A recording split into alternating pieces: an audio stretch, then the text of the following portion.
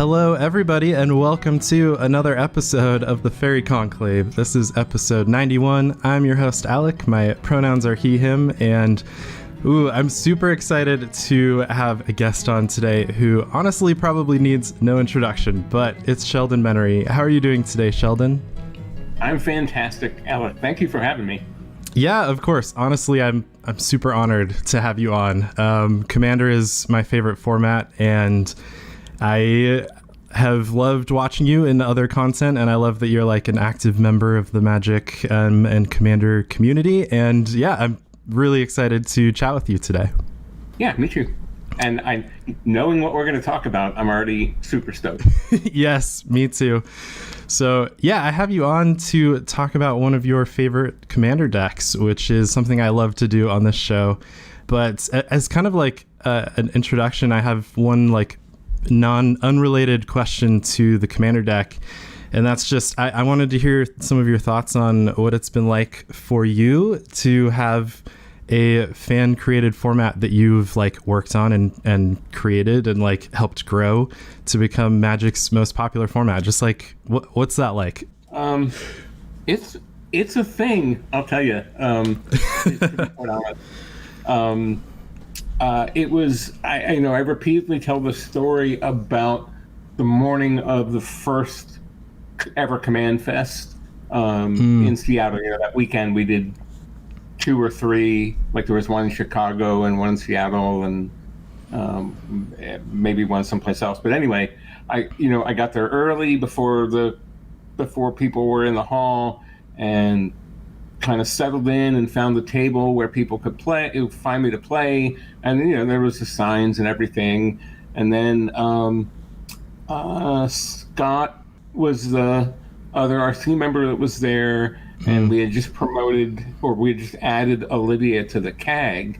And, she came in and we chatted for a minute, and then I got ready and people came in and started playing games.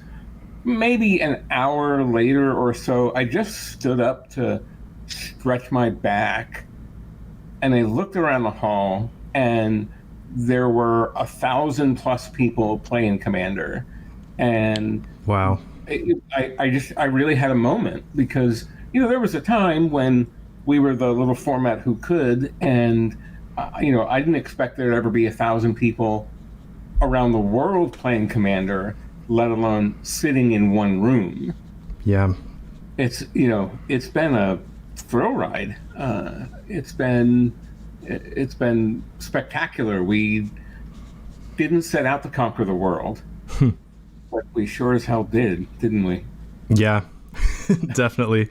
Yeah, that must be pretty surreal. I feel like it's one thing to kind of like see people, a certain number of people talking about it online, but then I bet seeing all of that in person just kind of put a real kind of image on it that is really cool.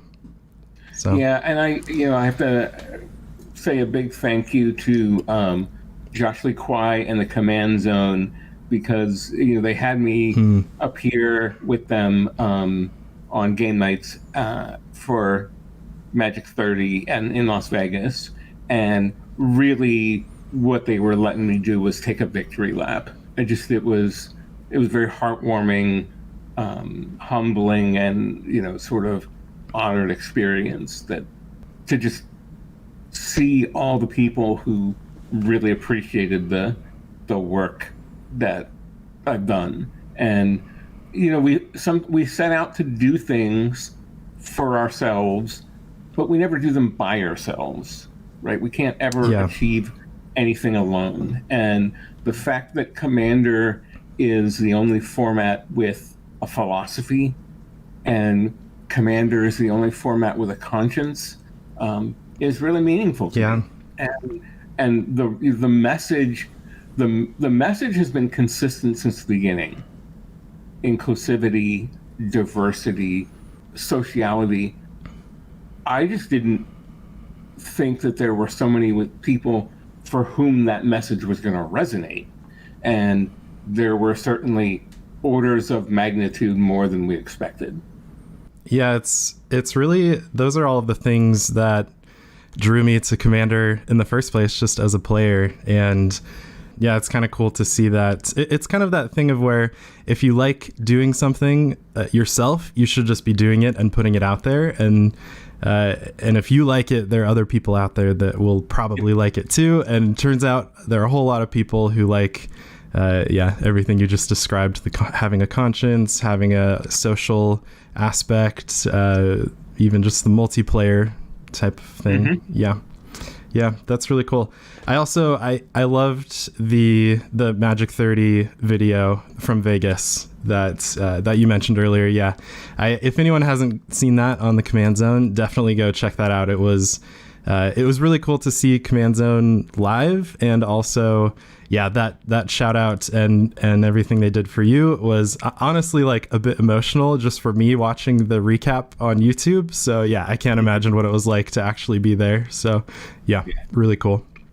Yeah, it was a heartful, to say the least. I love it.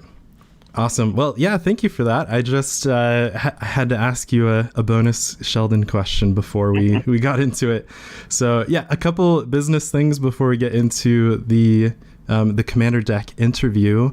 I wanted to say that this episode will be releasing on January 24th, which is the Faerie Conclave's 3-year anniversary, which is kind of cool. I did not think that I'd still be going when I started this with my friend Jerem back in 2020.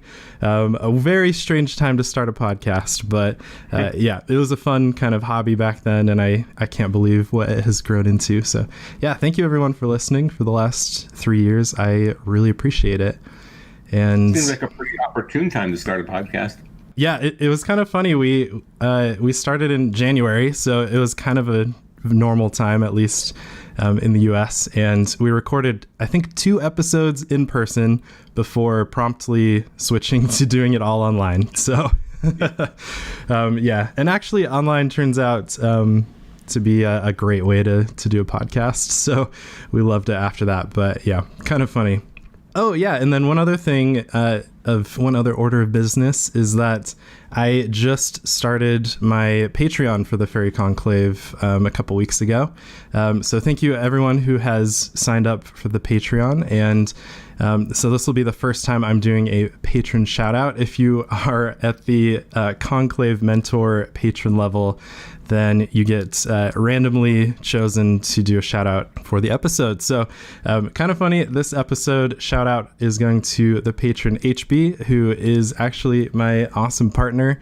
So thank you so much for supporting the show and signing up. And this episode is dedicated to you. So all right, I think that's it. So let's get into the Commander Deck interview with the first question for you, Sheldon, which is, who is your commander and what inspired you to build this deck in the first place? It is Karador Ghost Chieftain. It was one of the OG commanders. And what inspired me is that it changed my favorite wedge from Teamer to Abzan. I'd had a Teamer problem, but Abzan just does all the stuff that I want to do. And, it's like just graveyard shenanigans and creatures. I mean, I love creature-based decks, enter the battlefield triggers and things like that. So I knew from the beginning that it was going to be the kind of deck that I wanted to do. Plus, my favorite card of all time up to that point was Living Death. Ooh, yeah. So, it was a natural fit. Yeah, I love that. I feel like as far as Abzan goes, there just kind of aren't a lot of options when it comes to commanders, just going off of numbers. And I know Karador has been kind of like a staple commander for Abzan for a long time. And I started this format with Marin, which is a similar like graveyard based thing, and I've always loved graveyard decks. So yeah, Karador has always been a favorite of mine. And Living Death as well has got to be one of my favorite cards. I love a board wipe that helps you a lot more than your opponents usually. Yeah. This is, like you said, this is one of the first kind of like made for commanders, and it's been around, I think, since 2011-ish. I'm sure this deck has gone through quite a few changes. Would you like to talk us through some of this deck's history and some of the things you've changed about it since you first built it? Yeah. It's been through mostly iterative changes as opposed to, like, I've never wholesale just redone it. What I did instead was made two more different Karador decks. Oh, okay. I did a project. I did a project back in, I don't know, 2014 or 13, to do a commander of each of the color identities. Nice. And that was even before we had 4 colors available to us. And then we had 4 colors. I was like, all right, I'm going to do all 32. And then when I got done with that, I decided to, again, we weren't getting 300 new commanders every year back then. So I decided to do the do-over project, which was I would use the same commander to build a new deck with, and I couldn't repeat any cards besides basic lands. Ooh, that's cool. I like that. So, I borrowed that from fellow Star City writer Abe Sargent at the time, and that was kind of his. The next 99 was kind of his idea. Then I built another, out of kind of laziness, I built a third version out of cards that were laying around that I didn't want to file back into the boxes. Yep. So it was like, there were the piles laying around, and I was like, just build another Karador deck out of them. So the original deck has been through kind of slow iterative changes, and it hasn't really changed thematically that much. There are certainly, the turnover, the card turnover has been, I don't know, maybe half the cards have gotten replaced at some point, but the Living Death is still there, the Decree of Pain is still there, the Angel of Despair, and the bigger one that exiles. Ashen Rider. Ashen Rider. Yeah, cool. Avengers Endicott is still there. So, there are still plenty of the same cards that went in 2011, the Greater Good, and whatnot. But then at the same time, when new cards come out that are really exciting, that make me go, ooh, I want to put that right into a Karador deck, like Nethroy, Old Stick Fingers, or Ren and 7. Ren and 7 is a complete house. Yeah, I bet. In the deck. So it's just been this slow. It's been this slow thing. So the deck pretty much plays the way it has since the beginning. It loves a big living death, although the rewards are a little bit different than they used to be. Gotcha. I really like the idea of building a multiple commander decks with the same commander, but being restricted by not allowing you to use previously used cards in the other deck. Do you find that you're able to find more kind of clever cards to put in there, or maybe just more budget friendly cards? I can imagine it's sometimes with the deck that you're always upgrading, you can kind of get stuck with the best version of each effect. So does that kind of help with that? A little, again, more likely 10 years ago when we were getting inundated with less product. And I think at some point I allowed myself to repeat mana producing lands. So Godless Shrine was okay, but Grim Backwoods was not, because it does something other than produce mana.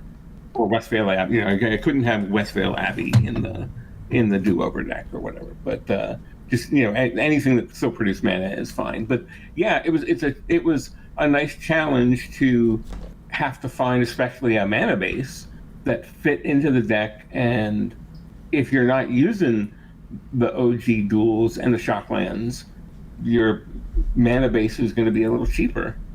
Yeah, definitely. I'm actually looking at Architect right now.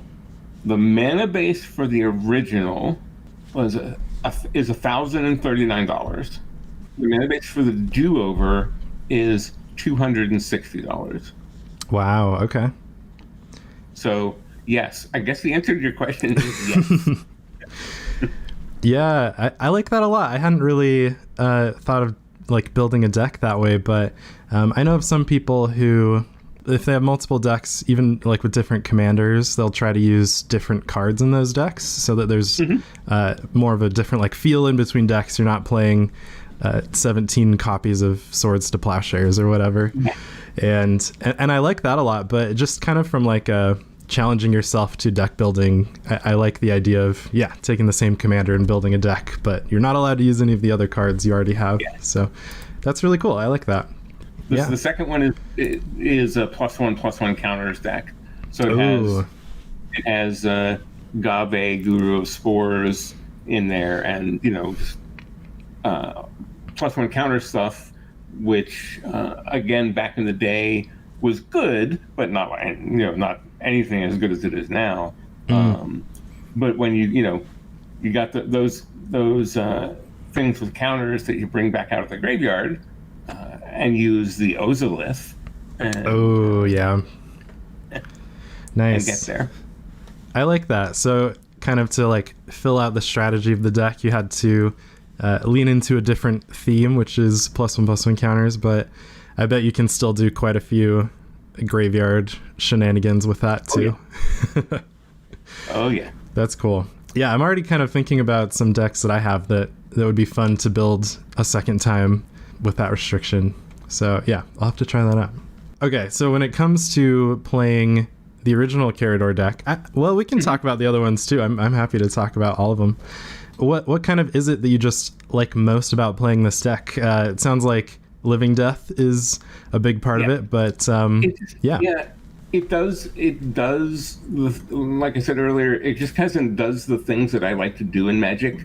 I love creatures with ETB triggers and creatures that are value creatures, and then recurring stuff from the graveyard.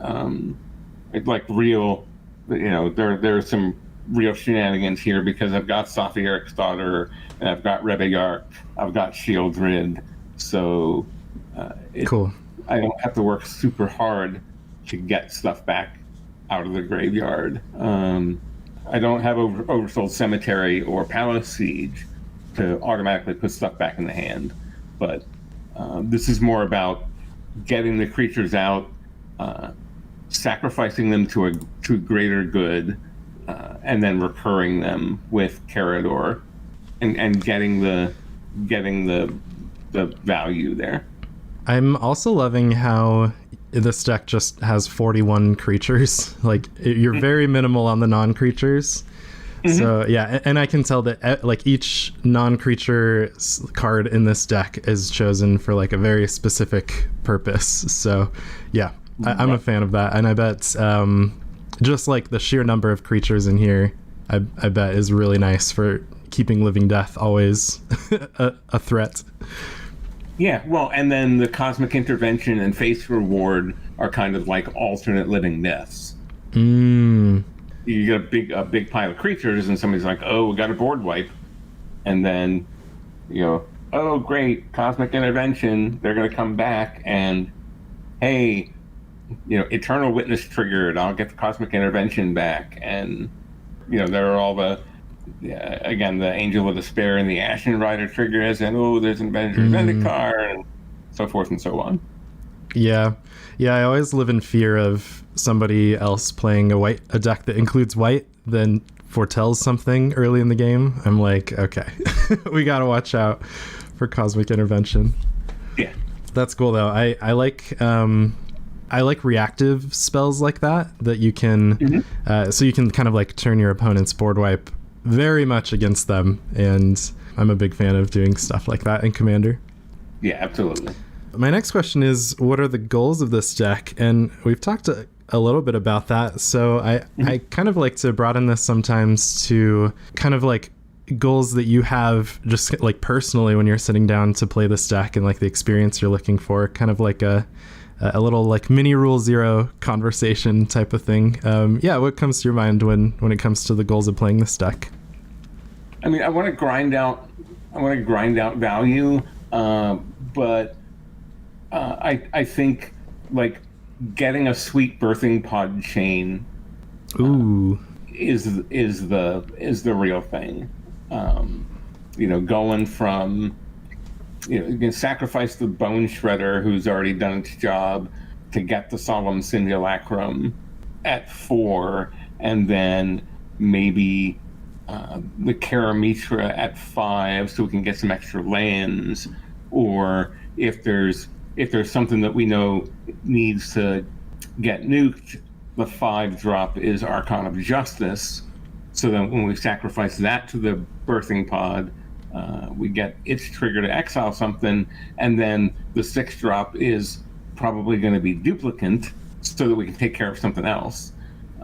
And then, if that birthing pod is still around when we sacrifice Duplicant, then there's a Protean Hulk at 7,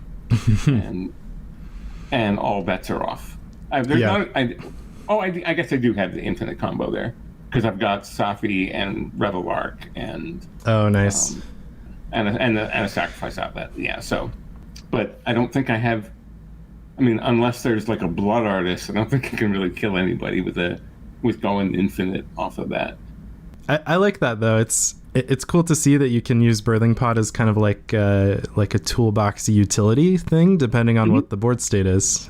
Yeah, and exactly. Then that's really cool. And then I'm kind of noticing now that each mana value of creatures that you have in here has pretty like wildly different effects, so you can kind of grab whatever you need. That's really cool. And I also enjoy that you have an infinite combo in there, just in case you get like those 4 cards together. You can kind of wrap the game up at that point. I think that's never a bad thing. So yeah, I've been historically resistant to infinite combos in my decks. Like I always say, I want my brain to win the game, not my cards. Yeah. So I want to be able to. I want to force myself to have to figure out how to win from the board state, not from a sort of a pre-programmed path. Gotcha. Yeah, I'm working toward winning, but I'm working toward winning the combat damage or a bunch of Kakusho drains or something like that, as opposed to some infinite combo that just goes off. Yeah, that makes sense to me. It's kind of like trying to solve the puzzle of whatever the board state is at the time with what you have at hand. I like feeling clever in Commander. That's kind of one of the things that I enjoy most is doing something and I'm like, ooh, that was kind of spicy. That was inspiring. Yeah. I'm also noticing that you have a lot of foils here and a lot of like very specifically chosen like card arts and stuff. And I love to see that. I think it's really cool when somebody puts their whole effort into blinging out their deck, I guess, or making it look as cool as possible. So I'm a fan of that. I really like yours. Yeah, that the Greater Good shows as a whiteboard or 9th edition, but it's altered. So ooh. Yeah, everything in the deck is blinged in some fashion. Whenever I sit down and somebody pulls out a deck that's like that, I'm just always excited to see what cards they're going to be playing next. Well, the Ink Shield is the as blingy as you can get with Ink Shield, because it's a borderless. And I guess that's the only one that really can't have a foil copy. Oh, because it's like a Commander set card, exclusive or something. Yeah. That let me talk to my friend Gavin Verhey and see if we can get a foil. I feel like we should. Ink Shield, it's got to be one of my favorite cards. Like, I was talking earlier about being reactive, and nothing feels better than reacting to somebody thinking they're about to kill you with Commander or with Commander or combat damage with an Ink Shield. So Yeah, when you have Ink Shield in your hand, somebody else's Craterhoof Behemoth is your favorite card. yes, that's a perfect way to put it. Yeah, I'd never feel safer than with an Ink Shield in hand. So yeah, I'm sure we can get a reprint pushed through for that. I like to go on at least one kind of rant per episode. So if this episode's rant is please reprint Ink Shield in foil, then I'm here for it. Yeah, maybe we have a secret lair of some kind. Secret lair, Alec and Sheldon's favorite cards, including Ink Shield and Living Death. Yeah. And this Ink Shield came from one of my own designs, but my design was very tame compared to Ink Shield. Interesting. My design was basically Spider Fog only with Inklings. Okay. Yeah. And the play design team took that and obviously put it on steroids. And Corey Bowen, who was the set lead, said told me after the fact, he said, we just channeled you and thought about what really was like your essence, and we were going to pour that into the card, and that's what they ended up with. Wow. Okay, that's really cool Ink Shield lore to learn. So you actually had like a very big part in the creation of this card. Yeah. It was one of I created the Strixhaven Silver Quill deck. Oh, nice. That was one of the cards. Yeah, two of the cards that I designed got through design almost completely unchanged, which is pretty rare. Promise of Loyalty is exactly as I designed it, except for my design was 3 white, and they changed it to 4 and a white. But Keen Duelist is exactly as I was looking at my notes from then, 18 months ago or something, and it's like, oh, geez, I had forgotten that this was just exactly as designed. Okay, that's really cool. Keen Duelist is another one of my favorites. So on behalf of myself and everyone else who plays Rakdos Lord of Riot's commander decks, thank you for Keen Duelist. That's one of my favorites in there. I also love that they took your version of Ink Shield and kind of like buffed it quite a bit, because quite a bit. That's really funny. I feel like when I see kind of like custom card designs online, I'm like, there's no way, like they would definitely power that down a little bit. So yeah, it's kind of funny to see that the opposite happened in Ink Shield's case. Awesome. Yeah, thank you for that background. I didn't know that you were involved in the Silver Quill deck, but that's really cool. Those were some of my favorite sets of like pre-con decks, the Strixhaven ones. Coming back to Karador, what would you say are some of this deck's weaknesses and kind of things you want to watch out for when you're playing it? It kind of rolls the graveyard hate. Yeah. Especially, like, Rest in Peace is really awkward. But I really wanted the deck to be able to function if I get Bajuka bogged once. So I think it's, unless it's just really unlucky and inconvenient at the time. But yeah, I mean, it's not gonna, this is a deck that plays in the sort of target demographic of the format. This 10-turn game, nobody going off too soon kind of space. So it's, for the most part, not going to stop anybody from their infinite combo, especially anything spell-based. I can't really do much about. But graveyard hate is the thing that I have to be careful playing around. And like I said, I keep an eye on it, and just want to not overcommit to the graveyard strategy too much, unless if there's an opening, go for it. But for the most part, want to make sure that I can still be around in the game after a relative Progenitus or Bojuka Bog has hit. Okay, so you try to kind of, if you're using Hermit Druid, so like try not to put your whole deck in your graveyard too early, if you're suspicious of a Bojuka Bog or something like that. Right. Well, I'm playing 19 basic lands, so. Oh, cool. Yeah. So Hermit Druid is really there. It is really there to just get extra lands into the hand and put a few things into the graveyard. Gotcha. Again, it's not the Hermit Druid combo deck. Yeah, makes sense. Cool. And I bet that like when I go to like my local game store or play with people who I haven't played with before on Spell Table or something, I find that there are wildly different ratios of people who do play Graveyard Hate. Like sometimes my graveyard will get exiled like 6 times in one game, and then other times nobody's playing it. So right. Yeah, it's kind of funny. But I bet that since this deck does have a bit of a like kind of toolboxy utility feel, does it kind of adapt to different play groups and kind of like new people who you haven't played with? Yeah, it does. I think it scales pretty well. Again, until we get to like super high power, it scales pretty well.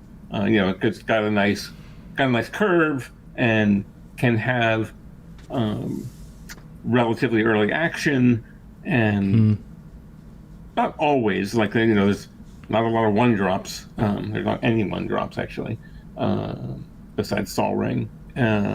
So it's not a deck that's going to set the pace of play of the game initially. It might take it over at some point, but it's not going to be the threat out of the gate. Yeah, makes sense. That's kind of how I try to design my decks, is exactly like that. I want it to kind of be able to fill the table nicely and kind of play with different vibes of commander tables, since I do like to take them out and play with people on Spell Table or people who I don't usually play with. So yeah, it seems like a great way to do it for Karador as well. Okay, so my next question for you is, are there any notable cards in this deck that are kind of like spicy for this deck, but just kind of fill generic roles normally, like card draw or mana ramp or like interaction? I mentioned earlier the Renin 7. Really, like when it does its thing, when you put the cards from the +1 ability, you're putting the lands into your hand and the rest into the graveyard, and with 41 creatures, the likelihood that there's 2 or 3 creatures there are going to start filling your graveyard to get out Karador, but then you've smoothed out the land draws and everything. I'm also a big fan of the Verdant Sun's Avatar and Life Gain. Again, if Verdant Sun's Avatar is involved in a living death, life totals can get into triple digits pretty fast. Yeah, I bet. I feel like just looking through the creatures and what their toughnesses are, I'm not surprised you can get pretty high on life from this, which I kind of love to see. This is the dinosaur from Ixalan that, when it or another creature enters the battlefield, you gain life equal to that creature's toughness. Yeah, that's kind of cool that you have all of these pieces that have either an ETB effect or they kind of like trigger off of other ETBs. So when it all happens at the same time, you're like, okay, here's so much value that nobody will be able to come back from it. Yeah, well, and it becomes that it might become that commander game that a lot of players will roll their eyes at because there's 17 triggers on the stack right now. Yep. I love when the stack, something like that happens. I'm just like, I don't know what is going on over there, but I'm happy to watch. And that's cool that Renin 7 is super worth it in this deck just for the +1 ability, but just happens to have 3 other abilities you might want to use at different points too. Yeah, exactly. That's cool. I have a feeling I know the answer to this next question, but it's, do you have any pet cards in this deck that you just can't resist playing? Well, there's the obvious Ink Shield. Yep. And the other one is Saw in Half. Ooh. And I can't wait. It obviously just went into the deck recently. Yeah. And I haven't played it yet, but I can't wait to Saw in Half either a Kakusho or an Avenger of Zendikar. Oh, can you imagine? That'd be so good. Even Sawing in Half Revayark. Wow. Yeah. Means that it leaves the battlefield, and then because that's a leaves the battle. It has a leaves the battlefield trigger, and then those 2 copies are going to leave the battlefield at some point. So there's all kind of shines and Protean Hulk, and it's like, so there is some tomfoolery to be had with Saw in Half. That's really cool. Yeah, I put Saw in Half in I have an Oozes deck, which for one, the idea of sawing an ooze in half is hilarious to me, and right. And the other thing is they also have quite a few either like leaves the battlefield, make multiple copies of itself effects type of thing. So yeah, when you saw that in half, it does the thing that oozes want to do, which is create more oozes. And I love that idea. I have yet to actually cast this card yet, since it is pretty recent, but someday. So I'm also a fan of this one. I hope it works out as well as these scenarios make it seem like it will. This past weekend past weekend at SCGCon, I sawed in half a Noxious Gear Hulk. Ooh. And that was pretty sweet. Have you seen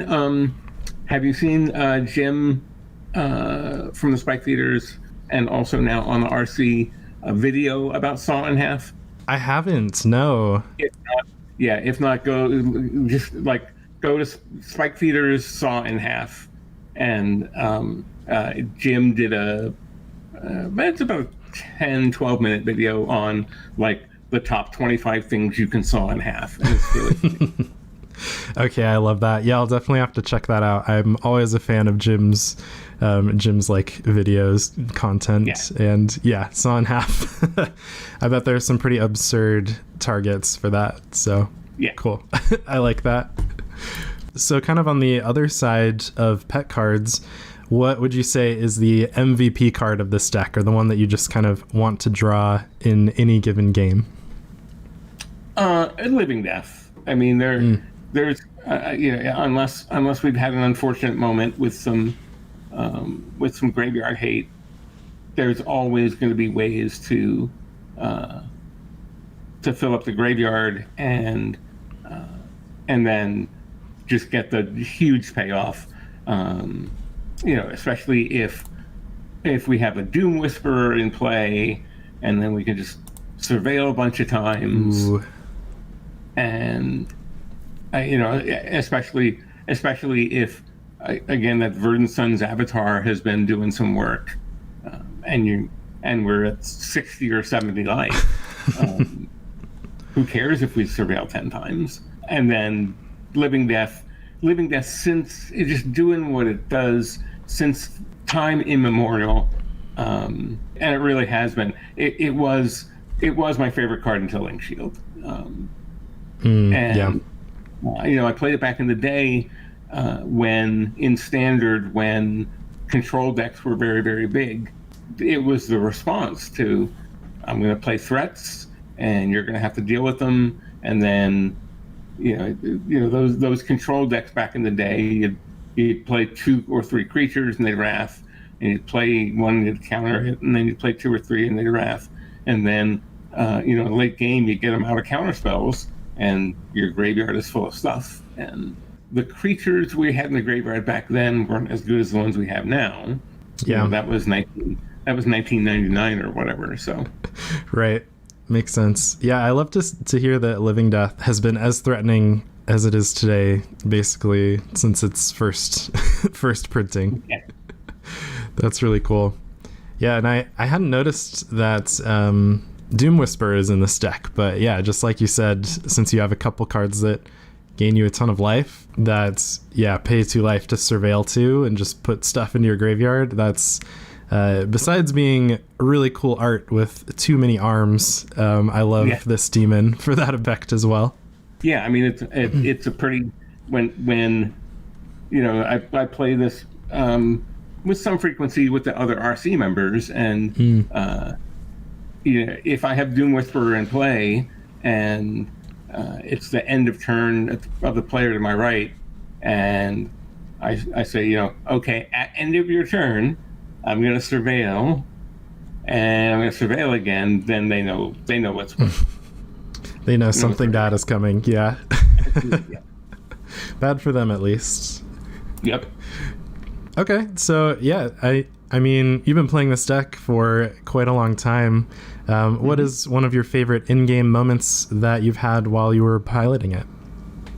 I killed somebody when they Bajuka bugged me because I had Sir Conrad in play. Oh. I honestly, I feel like every time I read Sir Conrad, I discover another line of text about how it kills me. So Yep. That's funny. Yeah, so it's when anything leaves your graveyard as well. So leaving your graveyard to exile counts to deal a bunch of damage.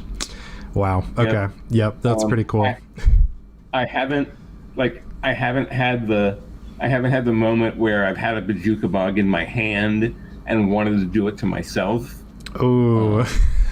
I'm not sure I have the courage for that.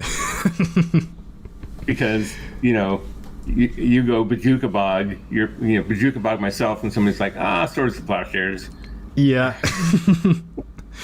I like that is an option, though, if you're, desperate measures type of thing. Right.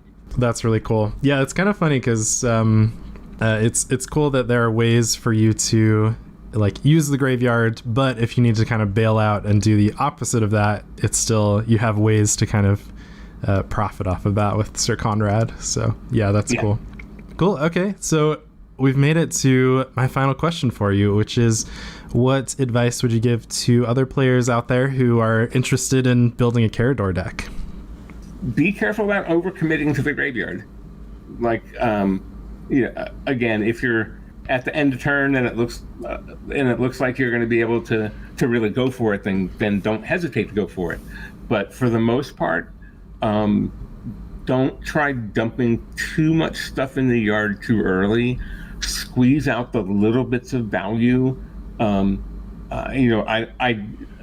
often don't wait until I'm only paying 3 mana to cast Karador. I might pay 4 or 5 to cast it so that I can start the value chain a little earlier. If there's especially depending on what's in the graveyard. If there's a Wood Elves or something in the or a Solemn Simulacrum in the graveyard that I want to just recur a couple of times for getting getting more lands into play, or a couple of times recasting Bone Shredder a couple of times has really saved my bacon. Then you just grind out little bits of value and wait for your bigger spots. So the deck is resilient to a little bit of graveyard hate, so it can just play straight up. It's got stuff that you cast on curve. So put some of the beefier things out, like the Shieldred or the Kakusho or Nethroi or whatever, and just start bashing. I like it. I think that's great advice. And I also hadn't thought of, I bet there are a lot of interesting decisions in the game, because Karador's mana cost is 1 less for each creature card in your graveyard. So I bet there's some fun balancing between, should I cast Karador right now for 6, or should I spend that mana trying to put more stuff in my graveyard to have it be less next turn? I like the kind of like decision tree that comes out from that. That seems really cool. Yeah, it's a deck that I have to play instead of just here are these cards I win. Makes sense. And that's my favorite. That's my favorite way to play is having to figure it out. Cool. Yeah, I like that a lot. Thank you so much, Sheldon, for coming on and chatting with me about your Karador deck. I learned a lot, and it was a blast. Thank you so much. Yeah, thanks for having me on. It was fun. There's nothing I like more than sitting down to chat with somebody about their Commander deck. I've been honored to talk to you, and I'm happy that you were able to join me. So, it was my distinct pleasure. So when it comes to what you have going on, would you like to shout out kind of where people can find you, what kind of like magic stuff you've got going on in the upcoming days? Sure. You can find me by my name on Twitter and on Facebook. You can find me in the Commander RC Discord server. We have a link right at the bottom of the main page on mtgcommander.net. It's a free server. Come join 9,000 friends and chat about Commander. We also have off-topic channels, so we'll talk about food and wine or TV and movies or pets or whatever. So it's a pretty vibrant Discord community. There's an LFG lobby, but we're going to upgrade that in the coming year. That's going to be one of our efforts. And it's a place that you can find RC members to just chat with us. I will be there. I'm there frequently, and I'm as close as a ping if you want to talk to me. You can find me February 3rd through 5th at SCGCon Indy. You can find me February 17th through 19th at MagicCon Philadelphia. And you'll be able to find me on March 3rd through 5th at SCGCon in Charlotte.